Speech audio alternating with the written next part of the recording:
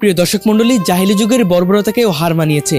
গত 6 মার্চ মাগুরার আসিয়ার সাথে যে ঘটনাটি ঘটনা হয়েছে, তারপরেই গত 10 তারিখে এই যে আমার পাশে যে ফারিনকে দেখতে পাচ্ছেন, সেই ফারিনের সাথে একই ঘটনা হয়েছে। দর্শক, মানুষ কতটা নিকৃষ্ট হতে পারে, মানুষ কতটা পৈশাচিক হতে পারে, এই মানুষ নামে শয়তানগুলোকে না দেখলে আসলে বুঝতে পারতাম না। দর্শক, ছোট্ট একটি বাচ্চা, আসিয়ার মতোই দেখতে ফুটফুটে, সেই বাচ্চার নাম হলো ফারিন।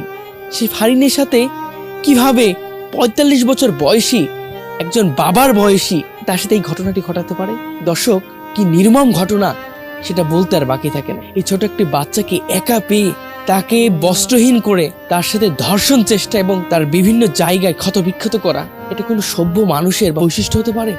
দশকে 8 বছরের শিশু ফারিন এতিম, তার বাবা নেই। সেই সন্তানের বয়সে বাচ্চার সাথে কিভাবে এইসব ঘটনা ঘটায়? দর্শক, কথা বলবো সেই ফারিনের সাথে, জানতে চাইবো সেই ফারিনের সাথে কি কি ঘটেছিল।